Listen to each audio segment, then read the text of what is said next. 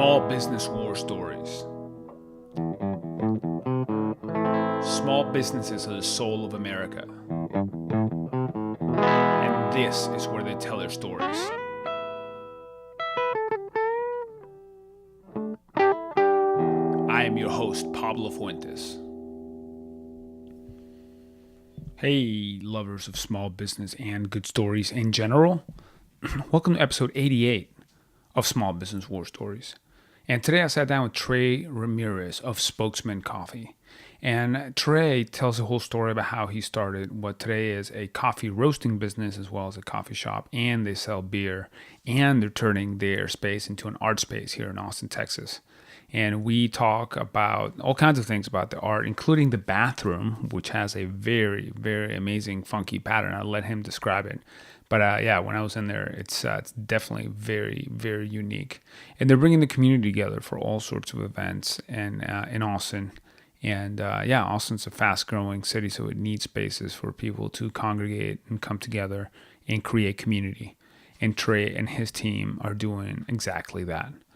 And this episode is brought to you by Proven. Proven.com is a company I started, and it is a small business hiring tool. So if you need to hire for your business, go check it out. It's proven.com.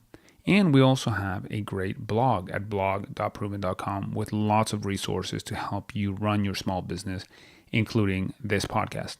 If you have any ideas for us, please do shoot us an email at podcast@proven.com. And without further ado, let's get into today's episode with Trey Ramirez of Spokesman Coffee. And we are live here in beautiful Austin, Texas. And today I have the pleasure and honor to sit down with Trey Ramirez. And Trey is the owner, founder. What's your title there at Spokesman Coffee? Co-founder. Yeah. Co-founder at Spokesman Coffee here in Austin. Welcome to the show. Hey, thanks. Great to be here on War Stories. Yeah, Small Business War Stories. So it's great to have you here. You were referred to me by the first ever guest on this podcast, Nano Whitman from Home Slice Pizza. Good man. And good man. How did you guys meet?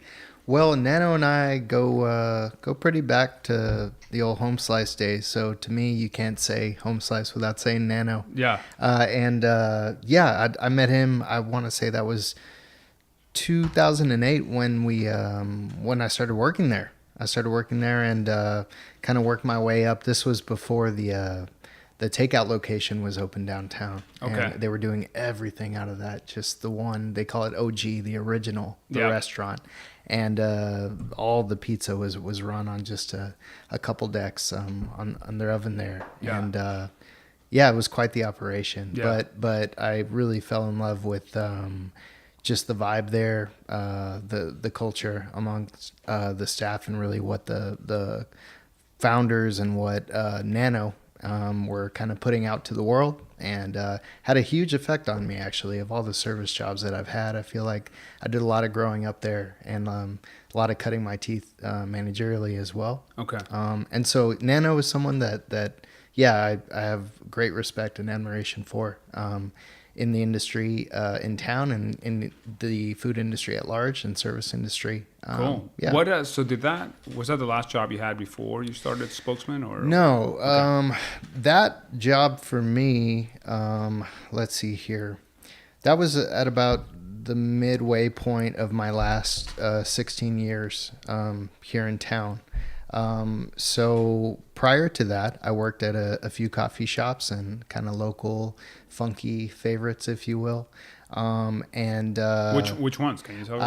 Austin Java was one, and Dominican Joe Okay. down there on South Congress before it switched over. I think it's Banu now. Got it. But those were two of the funkier spots.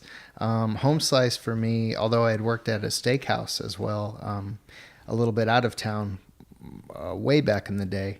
Home Slice was the shop that was very interesting and nuanced because it's pizza, but it's also so much more when it comes to service standards and when it comes to everything there. I consider quality and sort of down to like the ninja service and the little touches and nuances. So for me, that was at about the halfway point. After Home Slice, I helped some guys open up a spot called Wright Brothers Brew and Brew here in town on East 5th, which used to be Progress Coffee. And that shop is a coffee shop and a beer bar. Yeah, it seems like that's a thing here, more so than other places, right? So you have a whole bunch of them. There's Cosmic Radio. There's a lot of folks, So tell me more about that. How did you think about, okay, I want to do that? Well, so we had ended up hiring on one of the owners, who ended up being an owner and founder of Wright Brothers Brew and Brew, who kind of approached me and said, "Hey, this is something new. We need an operations guy. We need someone to kind of help us run this thing and construct it from the ground up." And I feel like at that time, I had enough experience under my belt where I really wanted to sort of dive into something new and try to manage a team, and deviate a little bit from what I was doing at Home Slice, and really dive into coffee. And so at Home Slice at that time, maybe half a year to a year before, if not a little more, sometimes time flies. But we'd brought on Cuvée Coffee, which is still a huge name here in town. But at that time, we were one of the few restaurants to actually dive into the craftier side of coffee. And Joseph Strickland was a very big proponent of that. He's one of the owners there at Home Slice. And so that's where we got trained, and that's where we really figured out that coffee could be so much more. So from there, this idea had been mulled around by these two brothers, Grady and Matt Wright, and this gentleman Matty, who was more the coffee side of the operation. So for me to get to do that with those guys, and for them to let me in on a small equity ownership level, but mostly just get that experience under my belt was a privilege. Yeah, definitely happy about it. The concept at that time, it felt like it was new to Austin, being a cafe in the daytime, in the mornings, and being more of a beer and wine spot at night. I think the idea is simple, it's like, hey, we see you before work, we see you on your lunch break, we see you after work, right? Yeah. But it's very true, and there's a lot of bridges there when it comes to sort of craftier drinks and tracing the origins of what you're drinking and what you're working with.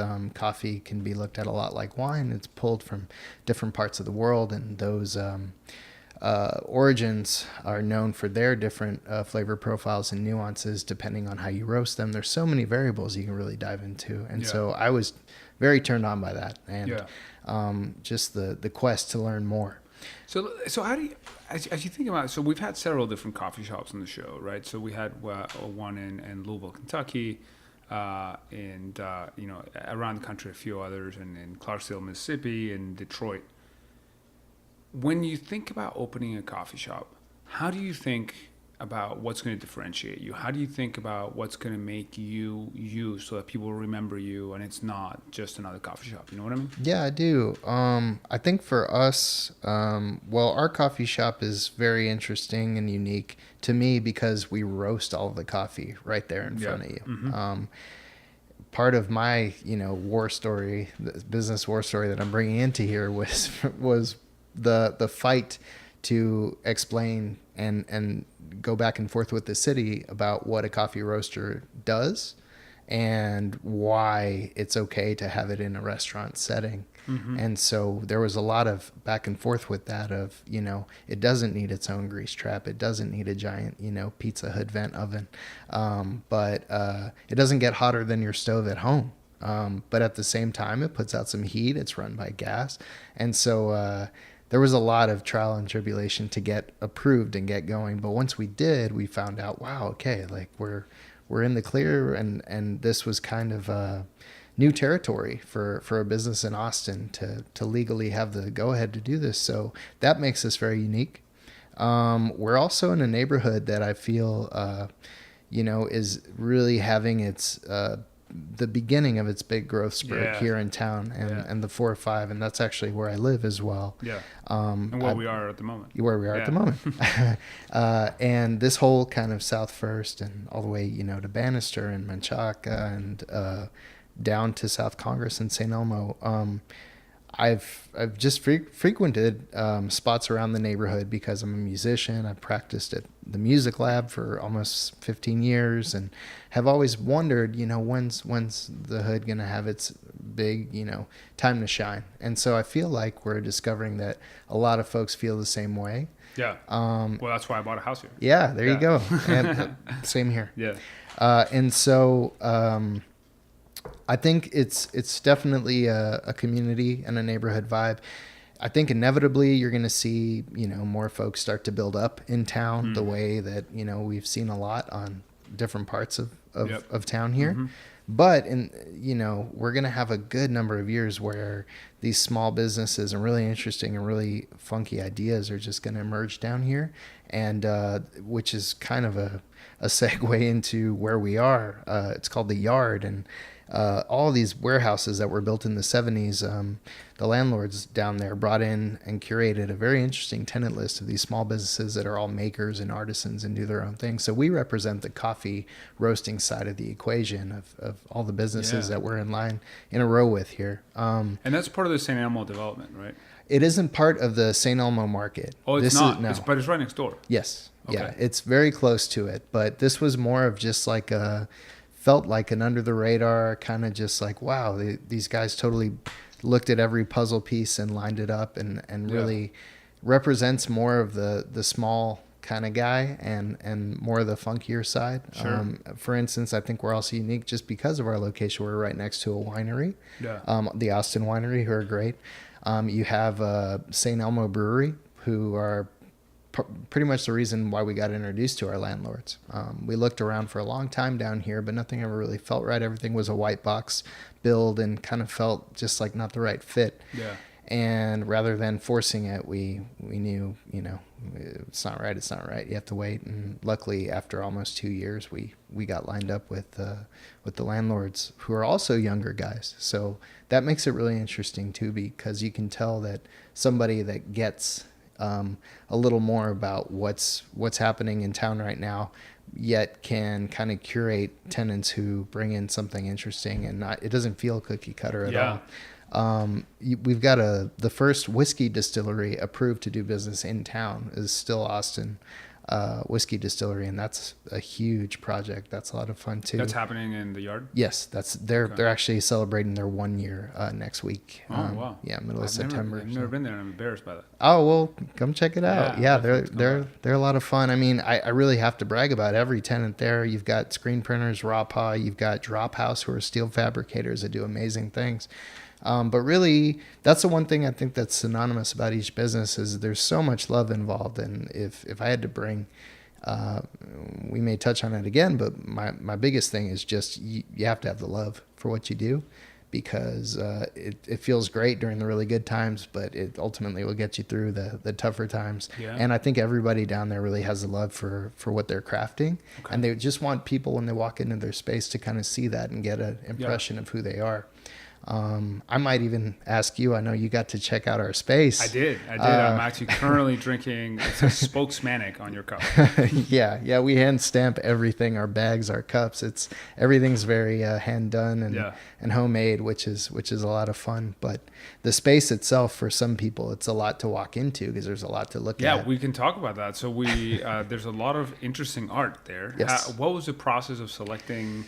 So first of all, I mean, I'll let you describe, but it's hard for me to describe it, but I'll let you describe what the art is, and because there's a lot there. Sure. And how did you decide what goes in there?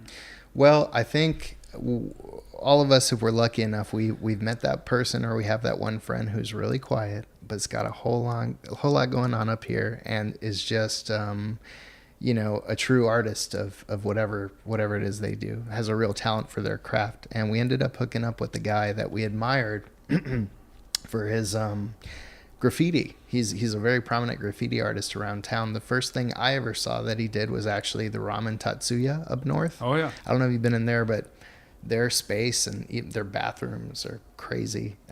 Yeah. That was, leaving somewhere with excellent food and thinking about the bathroom is, whoa, this is decked out in such a cool way. That left an impression on me. He goes by Bricks, Briks.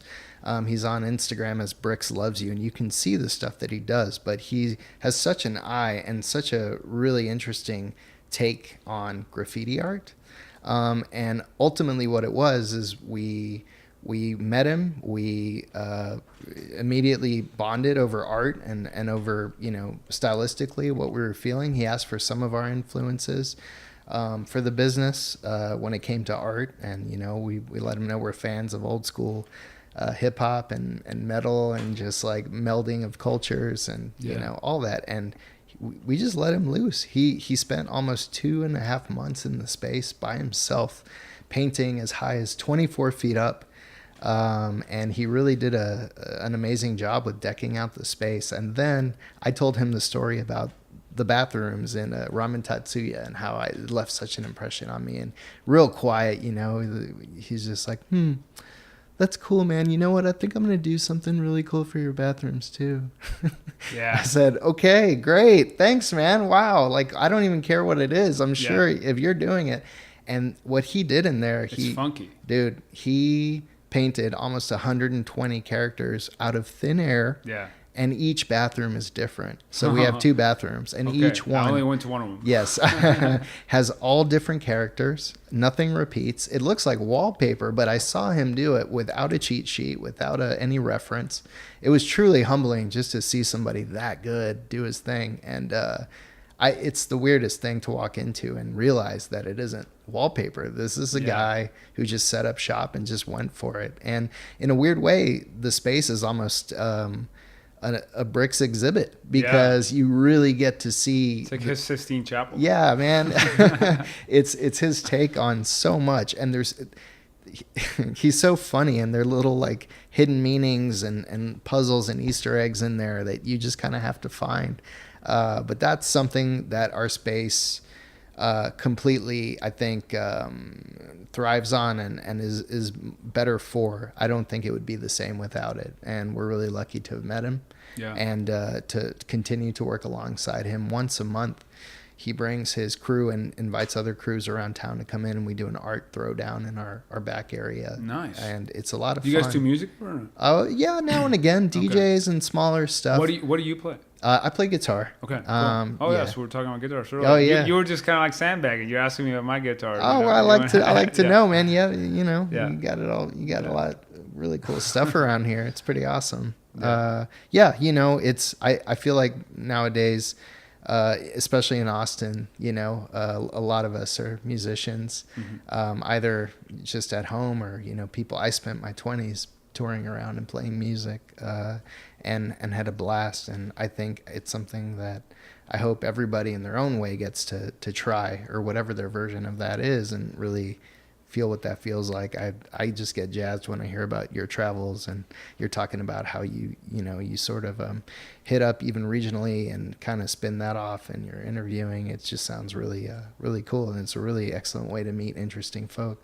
Definitely come across lots of different types of people. Oh yeah. Yes. So anyway, that's what sorry to go off on a tangent. No, it's fine. But that's what the space is about. And you really get a sense of what Bricks is about and what we're about when you walk in there. And most importantly, the idea, to bring it back to your original question of why do I think the space is different. I think we really push that sense of community. We host, various gatherings and events, fundraisers, but also I feel like the neighborhood needs more hangout spots. And what's really cool about Coffee and Beer is, we're open many hours of a day, almost 17 hours a day, 7 days a week. Wow. What time do you open? 7 a.m. 7 a.m. Yeah. And you go until what? We go until 11 or midnight. And then on the weekends, we open at 8 a.m. Wow. So, I'll have to go right there. I'm doing a lot of writing. Oh, yeah, man. Yeah. It's a great place to kind of post up, but you kind of get all the moods throughout the day and the way that the natural light plays with that. And then at night, it's more date night, hangout. Excellent beer menu. I have to brag about our other co-founder who isn't here, CJ West. Just real quickly, the story with him. He's a beer brewer. He's been and helped open up a couple of shops here in town. He was brewing at North by Northwest before that. he helped the fellows at ABGB get open, and then Yeah. prior to that, it was Uncle Billy's where he helped. He was part of the So I opening. have to ask the question: Are Yeah. you guys going to start brewing beer next? I would love that.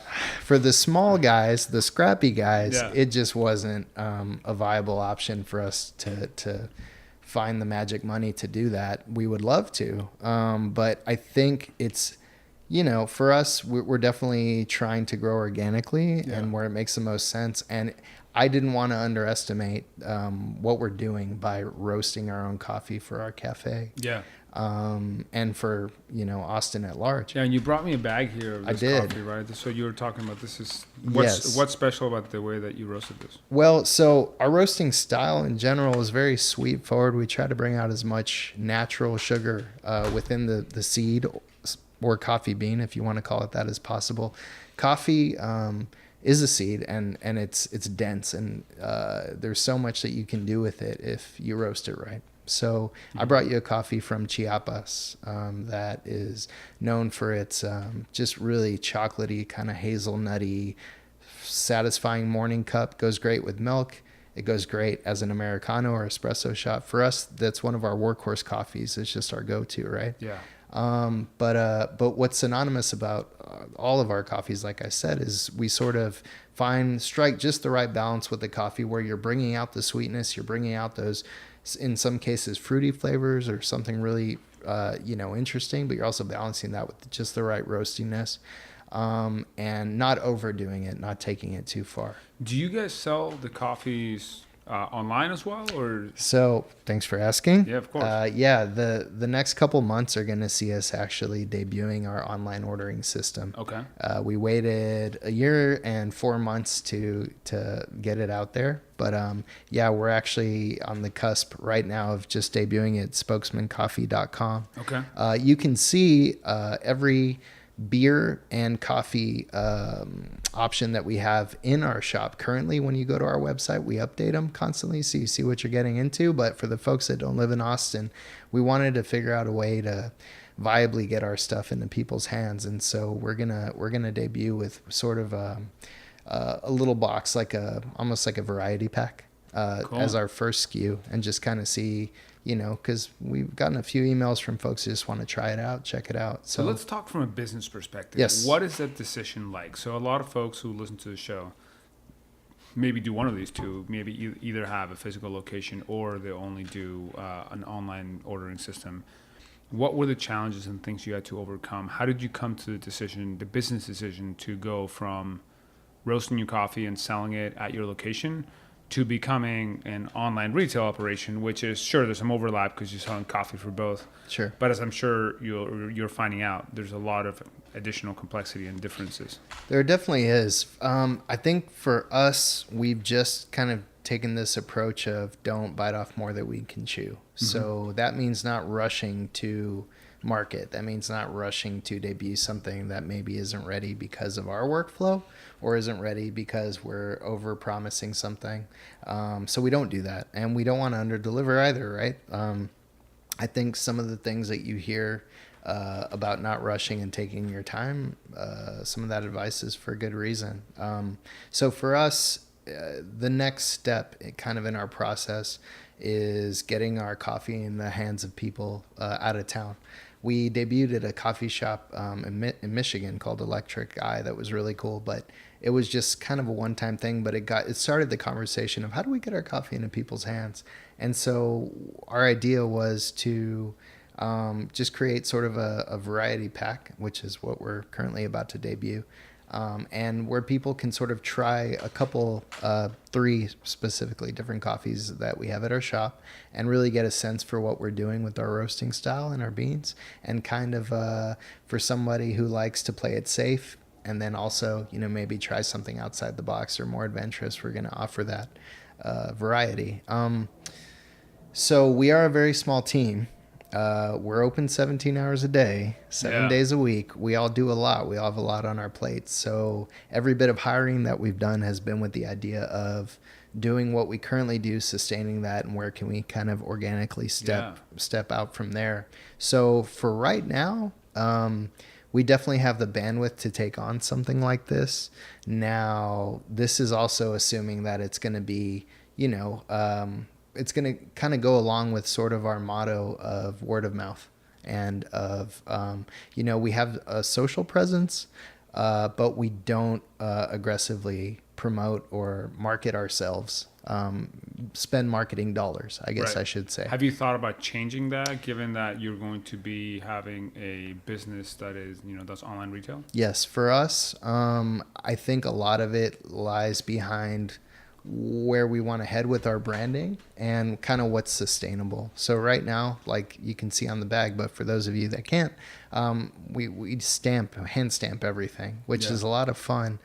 Shout out to Capital Stamp on South Congress. Those guys do amazing work. But, if we're right now, the number of bags that we do at our shop and wholesale and, little orders here and there, it totally is doable. But if we start breaking into a bigger market, I think we'll be pulling the trigger on a little tweak with our bags and with our art, and something that we've been kind of waiting to do. Yeah. We want to be ready for that. But like I said, we also don't want to overshoot, and I don't want to order 20,000 bags. Well, that'd be a high quality problem if you're getting so many orders that you Right. can no longer. Right.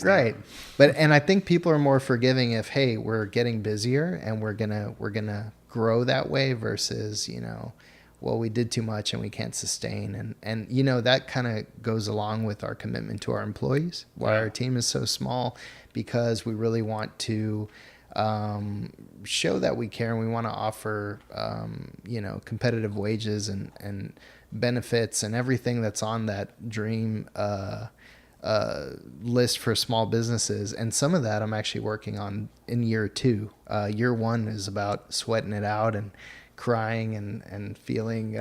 Hey, I mean, you're 9. I still sweat it out and cry all the time. So. Yeah. But year 2 is about fulfilling some of those personal goals that we have. And so I guess that's the best way I could sum it up for you, is like if there's a question of, well, why aren't you guys, all over town, or why aren't you, all over the country yet? Well, yeah, like that could be in the plan, but it's definitely, we want to own that. If we make that leap, we want to own all of it. And we don't want to just kind of take shots in the dark. So I think we're really happy with how it's growing and how word is spreading, especially in the neighborhood and sort of growing out of Austin. Yeah. We have really great representation around town too, with the folks that have our coffee. Shout out to Home Slice and Barley Swine, Manana and Stout House, and a couple other shops, Compass Coffee. But anyway, if you go somewhere and get our coffee, you can bet that they have felt the love from us. They understand why we roast the coffees we do and why we care, but they also will take their time with it and let us know, that their folks are enjoying it too. And we really try to be close with those accounts. So cool. Yeah, if I had to sum it up, that's so kind of our. You've mentioned people a couple of times. So you Yes. mentioned your hiring process, and you're mentioning like you in as it pertains to your growth. That is a challenge that every business faces. Is Yes. how you pick the right people and get the right people on board. And actually, interestingly enough, like what I found and what a lot of people have found is that the right people for one stage of the business may be different from the right people for another stage of the business. How do you think about your hiring as you're continuing to evolve, and what are the things that you look for in the people you hire? Well, I think we're really fortunate that we were able to open with industry veterans that we respect, that we've worked alongside with, folks that are willing to take a chance on us as owners. I think one thing that separates a business, or someone that quit their day job to start a service industry business versus veterans, is you've been there, you've been in the thick of it, and you kind of have your laundry list of, if I ever got to do my own thing, this is what I do right, and this is what I would avoid. And so I think our employees see not only the care, but we all work pretty hard, to make it happen. And so when we do grow, when we hire somebody, it's with the idea of, are they a veteran? Do they have the love for what they do? How do you measure that before you go on? Like, I want to hear, like, how do you feel that out? They have the love. As somebody who just says that they love this versus you're like feeling it at a skin level. Well, I think When we're interviewing somebody, um, you can hear the passion behind what they're talking about or the lack thereof. And we've hired a couple of folks that were maybe newer to coffee, but they really had the passion for service and the passion to learn. I think if I turned it around on myself, if I'm not stimulated to learn more, I start losing interest, and I start, I don't ever want to lose interest. And so I look for that kind of spark in people, of, tell me your story. Where do you come from? Where are you going? And, could we be someone that helps you get there? Right.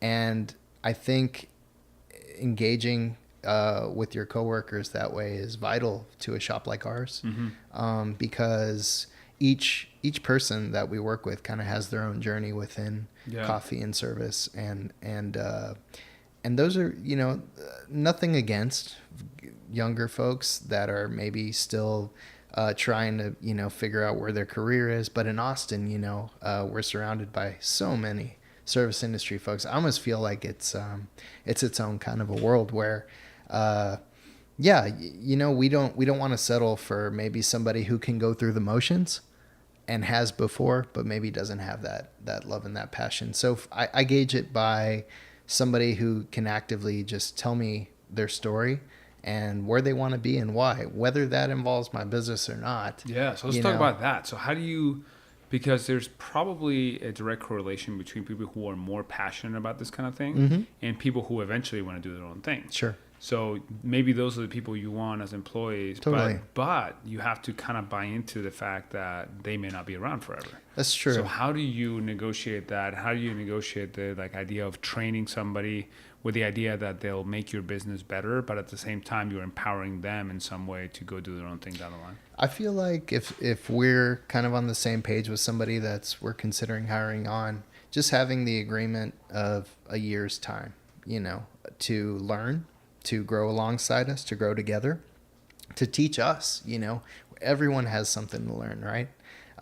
And so I feel like a year's time is enough to do that. We've actually had a couple of employees that have gone on to already start experimenting with their own business. And one of them is in the coffee field, and we're really excited about that. But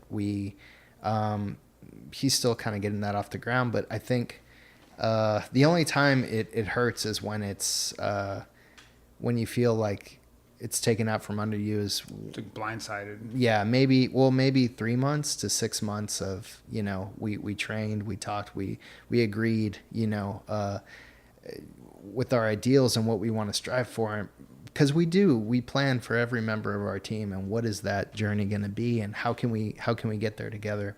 I feel like a year's time is a good amount of time. I think asking for more is, you just never know, and I wouldn't fault somebody for wanting to do their own thing. I mean, ultimately, that's, we all want to kind of figure out what our next level is and where we're headed and what we're doing. But that's really it. The only time I've been disappointed is when I felt like that plan and that idea was cut short, maybe prematurely, because I feel like a year's time is good enough to learn from one another. And sort of maybe learn a lot that we couldn't have, apart. So, and also I mean, sometimes if somebody's willing to cut that commitment short just to not be around for another 6 months, I mean, it's a small town, and you've gotten a lot of help, and a lot of folks that you worked with have been important in your journey to be successful on your own, right? So fostering those relationships, I don't know, sometimes there's just an immediate,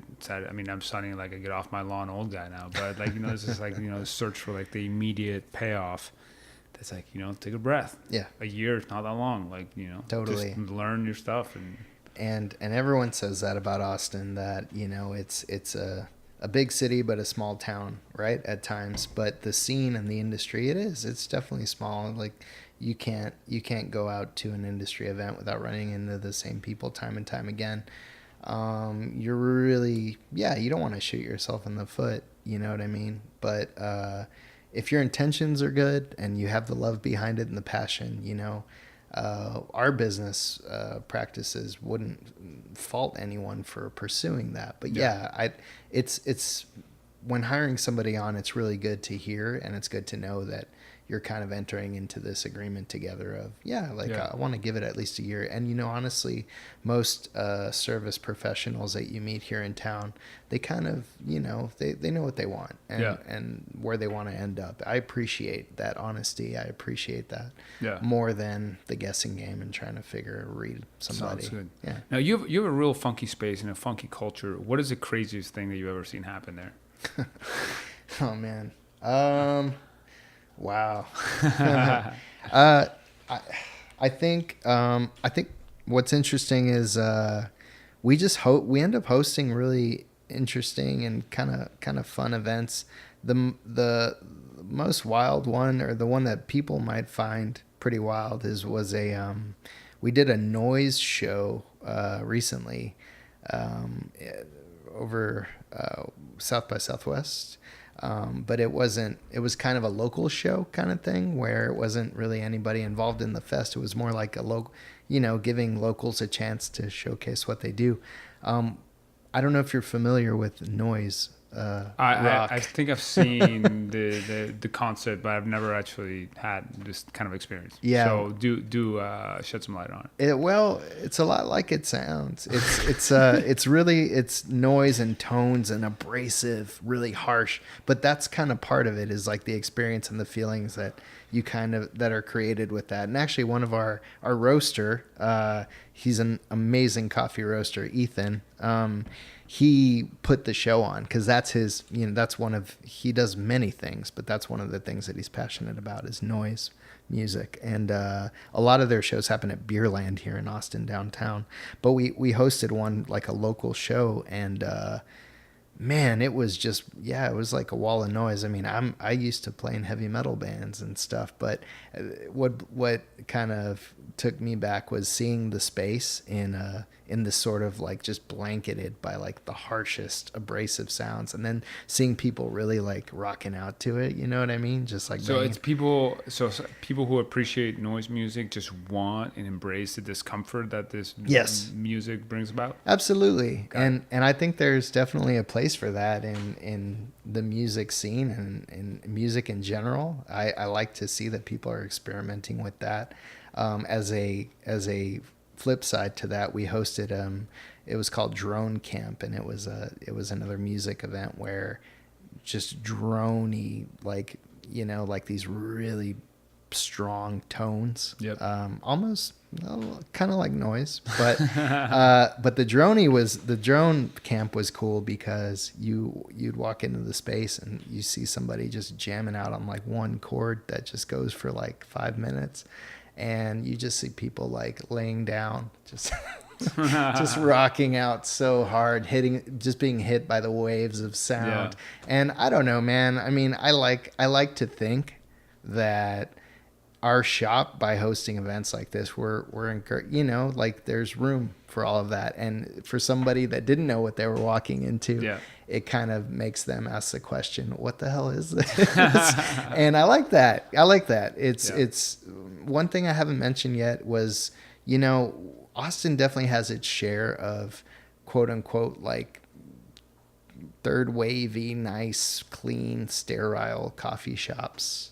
I feel like our space, I like to think of it more of a hangout space. Okay. And where you can get great coffee, you can get great beer, you can get great service, great food. But we kind of have more of a platform for the neighborhood to have their voice heard too. Yeah. And for some of our regulars, you know, to have their voices heard, whether it's the art that they do, we get to host an art event, or it's something that they're really passionate about, or a club, or whatever it is, even an HOA meeting for the hood, you know what I mean? Mm-hmm. So yeah, those are some of the more wild moments that I've experienced personally. Yeah. Cool, man. Yeah. So, I mean, you've been in business for how long now? You're wearing your first year anniversary T-shirt right now, which I must say, has a dachshund with a sword.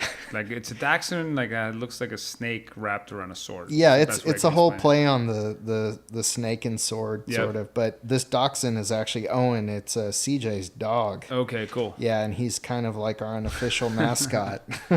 So that you've been in a year and 4 months. Year and 4 months. Yes. So for people who are thinking about starting a business or who maybe are in their business and they're, looking for a kindred perspective, what's the number one thing or lesson or piece of advice that you would have for somebody who is looking to or who is in their small business right now? Well, I think what I would say is sort of adopting a philosophy that I'm still, tested on coming into year 2, which is, you have to accept that to achieve the quote unquote dream, you have to give, you have to have the love for it. And you can't really put your ideal of what it should be, in 5 years time and expect that to kind of just that plan to be laid out before you. It's sort of about, I think owning a business is also about the struggle to getting to that point and how you do that. Sometimes some of those dreams that you have to concede and other ones that you succeed where you never imagined you would. Yeah. And so I would just advise, and I'll take my own advice, I'll continue to just be open to where that path kind of takes you, and don't try to dictate it yourself. All you can really do is kind of show the love and really stand by your principles, I think, as an owner and a manager of your shop or your craft. And I think people will see what's genuine versus what's not naturally. But really just kind of holding that line. And I would just say stick to it and don't expect the expected. or immediate success. Like, things take a while, right? They do. And, it's also like, what is success? Is success, people having, even in this first year, so everyone says, well, summer is more of a slow time, for the industry. And for us, it was really cool this summer because we opened right before summer of 2017. So this past summer, it was cool because we felt like we definitely understand more about our identity in the neighborhood, because our neighbors who were out of town or with have their kids at home or whatever, you feel who isn't at the shop that you're used to seeing. Then you meet all the new folks that are in town on vacation. South Austin, where we live, and where the yard is down there on St. Elmo, I feel like it's very much a destination, still for a lot of people, and they seek it out for, you could spend the whole day there without, repeating anything. And I think that, it's just, it's pretty interesting. Just to kind of watch that unfold. But a year in, I don't know. I think we still have a ways to go, but we're doing better every day, which is great. We're getting our coffee out there, and we're really proud of the folks that understand what we do and represent our coffee outside of our shop. Awesome. Yeah. The online sales were. There you go. So where can people find you? The address for your location is? www.spokesmancoffee.com. Okay, that's your web. And then your physical location? 440 East St. Elmo Road. Okay, in Austin. Austin. Yep. Suite A2. But really, if you search the yard, you're going to find all these really cool businesses that I was referencing. And they're all along the same kind of sidewalk. All these warehouses are right next to one another. Awesome. It's a really cool, funky thing that we didn't know could exist in Austin when we were looking for a space. I think it's going to continue, like that whole area, I think is going to continue to explode in popularity. And 10 years from now, it's going to look very different even than today. I would agree with you. I think we have a good 10 years to soak it in and really watch even more. There's a brew pub called Skull Mechanics right down the road that opened up from us. Yeah. There's a lot that's still gonna be happening, but if anyone does Instagram, Spokesman Coffee on Instagram, that's where kind of we have the most fun on social, I think. Just stay tuned, and if you're in Austin, we'd love to hear from you and see you. Sounds good. Rock and roll. Well, Trey, congratulations on all your success. Thank you. And I really appreciate having you on the show. Hey, it's an honor. Thanks for having me on Small Business War Stories. Yes, sir. Thank you for listening to Small Business War Stories. If you enjoy the show, share it with a friend, or you can subscribe on iTunes, Stitcher, or on our blog at blog.proven.com. If you have an idea for us, we'd love to hear it.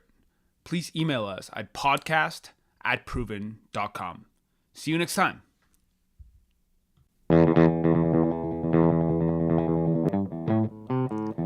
Small Business War Stories. Small businesses are the soul of America. And this is where they tell their stories.